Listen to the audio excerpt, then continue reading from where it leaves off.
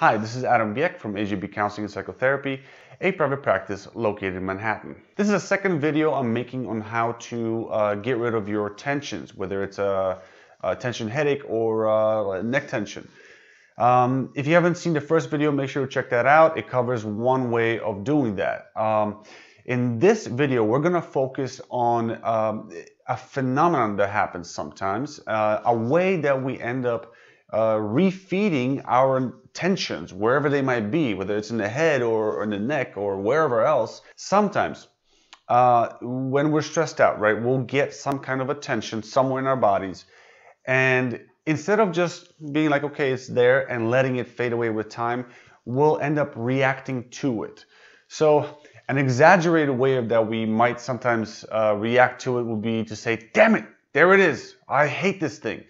When we do that, we end up actually increasing the tension, causing that tension to be refed and exist longer. That's how we can kind of get, like, it's called a chronic tension sometimes. One very common way that we do this is actually with chest tightness, when we feel like we can't take a nice full breath. I did make a video about that and how to address that problem, so be sure to check that out if that's something you're going through. Now, it can be hard to tell what's really behind our constant tension.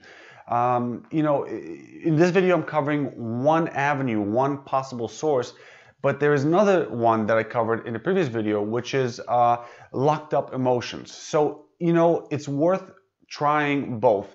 You never know which one might be causing it. You might as well give both a try and see if either one of them gives you any form of relief. So if you haven't tried the first one, make sure to go over to wherever the link is. I think I'll leave the link below.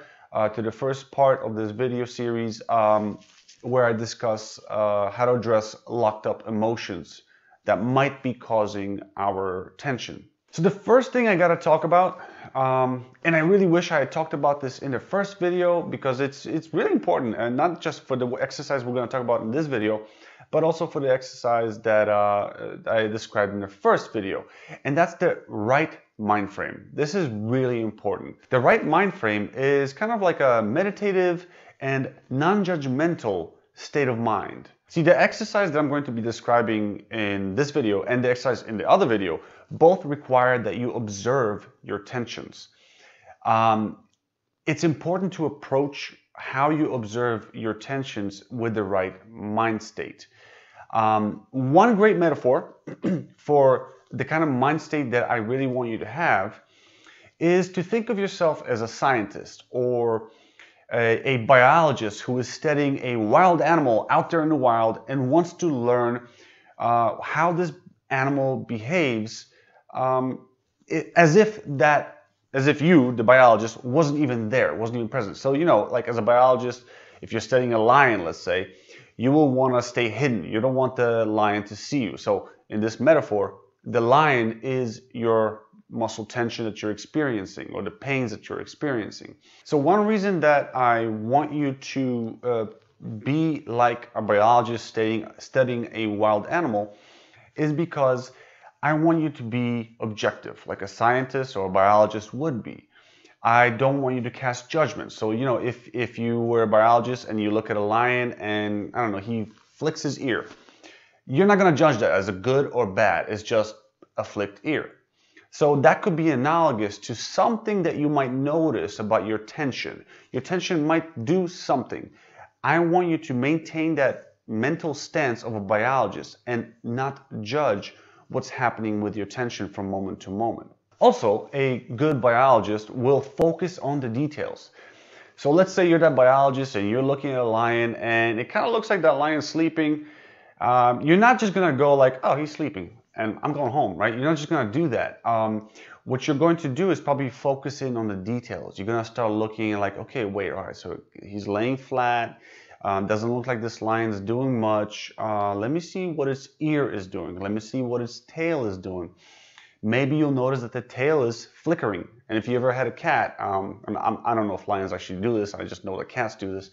If you ever had a cat, you might know this. You probably know that when a cat starts flicking its tail like that wildly, it's probably about to pounce. So hey, maybe this lion is actually just waiting for something to come out of the ground so it can pounce on it. Who knows? Maybe it's being perfectly still, except that maybe you notice that its ear is flicking, right? So you'll want to focus in on these details. You want to start looking at the frequency. How often is the ear flicking?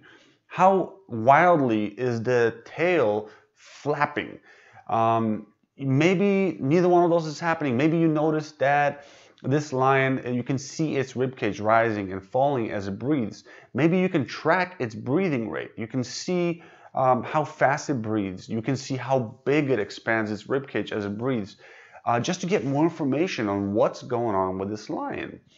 That's the same thing I will want you to do when you observe your muscle tension. A lot of this that I'm talking about, this attitude that a biologist has, is just about non-judgmental observation. I want you to observe your tension in a non-judgmental way. All right, so let's get a little more practical. So let's say you sat down and you're ready to start observing the tension that you don't feel comfortable with. Neck, headache tension, or whatever, anything, literally anything.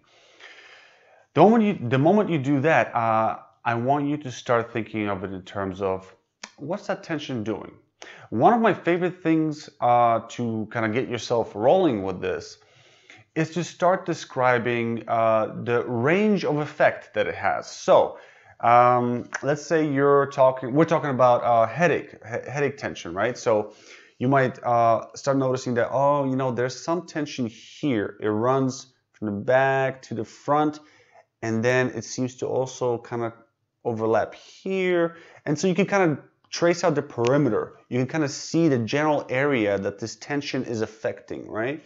That's a great start. That's a great place to start. You can mentally map out the effect. Also, you can look at the depth. So, you know, on the one hand, yeah, I can tell that it's kind of like this. It's kind of making like a shape like this, right, on the side of my head.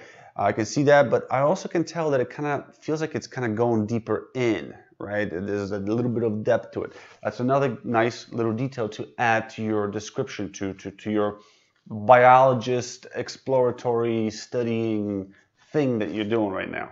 Something else to notice is the tension squeezing? Is it pulling? Is it ripping? What is it doing? Is it trying to pull up? Is it trying to pull down? Is it trying to press in? Find out. Try to see if you can get a sense of what it's doing. Now, you have to be really patient with this. You have to really take the time to listen. Listen very carefully.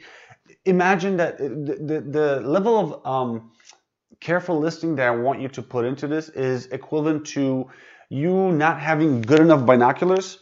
And so you're kind of just looking through these binoculars, like squinting your eyes, just trying to see what the heck is that ear doing on that lion. You know, you can barely see it, you can kind of see it, but so you can only really tell if something's happening if you really, really, really pay attention. You steady your hands, make sure that they're not shaking too much. That's what I want you to do here. Some other things that you might notice is, as you're observing this, perhaps a color comes to mind.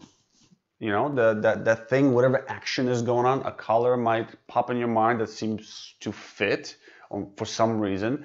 You might notice a texture. You might notice that it's maybe pulsating. So maybe it's squeezing, right? But not constantly. Maybe it's squeezing, let's go. Squeezing, then let's go. Maybe it's pulling at that same, you know, in that same frequency. Maybe it has a nice pulsation pattern going to it. Check that out. Maybe it has a tendency to move. As you do this, as you watch it, you might notice that maybe it moves up a little bit, maybe it kind of melts into the rest of your face, maybe it kind of starts melting over, starts kind of spreading. If that happens, I want you to remap it again and start the process from scratch, essentially, one more time. At this point, it may be possible that you will begin experiencing, for the first time, an interruption of that cycle. The main source of that interruption, my best guess would be, is that you are maintaining nice non-judgmental focus on what's happening to you, which prevents your judgments to refeed the tension. Another possibility is that you might begin experiencing some emotion that you really weren't feeling beforehand. If that's happening, then I really urge you to check out the first video I made, where I talk about how to deal with locked up emotions that might be causing us tensions. Lastly, I mean, maybe nothing happens. You don't experience a decrease in tension, and you don't experience any kind of an emotion that you weren't experiencing really beforehand. In that case, in either case, whether you experience something or don't experience something, I actually want you to continue. I want you to move on to the next step. And the next step is to simply observe. So now at this point, you've already identified all the common ways that this tension expresses itself: color, shape, pulling, pushing, crushing, maybe even, you name it. You've identified all different ways of to describe this, and just sit with that. Sit with it for a good 3 to 5 minutes. I want you to do that to get more settled into this way of observing of what's happening for you. This is actually also increasing the chance that you're going to begin looking at it in a non-judgmental way. And if the cyclical refeeding of stress is the cause behind your tension, then this will help interrupt it once again. So you do this for 3 to 5 minutes. Okay, after that, I want you to do one more thing. Here, we're going to experiment. Here, we're going to take direct intervention. We're no longer just mere observers. We're now manipulators of variables. One thing I'm going to want you to do, the only thing I'm going to want you to do, is to look at that tension and say to it, give it all the freedom that it wants. Set it free. Don't contain it. Don't trap it. Don't try to keep it just there. Let it move however it wants to move. Let it spread wherever it wants to spread. If it wants to get more tense and more painful, say, yes, you can do that. Allow it to do that. If it wants to spread all over your body and make your whole body tense, let it do that. So now I'm about to give you an explanation as to why I'm asking you to do all this stuff. I'm iffy about whether I should, but you know, this is an educational video, so let me do it anyway. My concern about letting you know why I'm saying this is that it can create an expectation in you, an expectation that something will change. And that expectation is oftentimes it's related to the reason why we have a tension in the first place. We have expectations, we have beliefs, we have reactions, emotional reactions to what's happening to us. The reason why I ask you to let it be, give it freedom, let it get as tense as possible, let it spread wherever it wants to spread, is basically to do the opposite of what we typically do when we're stuck in a cycle that is refeeding our tension. Typically, when we're stuck in a cycle, we're trying to contain it. We're like, stop, stop, stop. We're telling it, don't stop pressing. It's hurting. You know, we're reacting to it like that. But by telling yourself, by allowing that tension, by giving that tension freedom to just be whatever it wants to be, we're actually doing the opposite. We're telling it that I don't care. I don't care about what you want to do. And as a result, that tension tends to most often dissipate. So I don't know how that's going to affect the outcome of your experiment here. My best recommendation here is that if you do find yourself having some expectations kind of drive the kind of changes you're seeing as you're doing this experiment, then stick with it. Treat your expectations. If you start expecting that, hey, I expect this to calm down, and then it doesn't, then treat that as just part of you experimenting with giving it freedom. It's just, hey, I gave it freedom and it didn't decrease. Maybe it increased a little bit. That's great. Hey, that's exactly the kind of freedom you gave it anyway. Maybe it didn't change at all. Hey, that's okay too. That's exactly the kind of freedom you gave it anyway. And continue onward with this. Continue observing it. Continue reminding it and yourself that you're giving it full freedom to do what it wants. And do this for a while with that new attitude, the attitude of you have full freedom, for maybe 5 to 10 minutes. And see if that will give you enough time to forget that initial expectation. That's kind of like what we're shooting for in this alternative scenario, that you will forget the initial expectation that you had because I just told you what the expectation was. So give this a try. I think either this exercise or the one before will help you greatly. I will be surprised if you didn't, if most of you didn't feel some form of change happening that was relieving. It's not going to work for everybody. There are reasons for that I could get into in a whole new video, and ways to try to address that to make it work. But it's just too complex. Listen, if this doesn't work, then my next recommendation is to get one of those, like, those pneumatic drills, those big massagers, and just go to town on that tension. I wish you the best of luck with getting rid of your tension.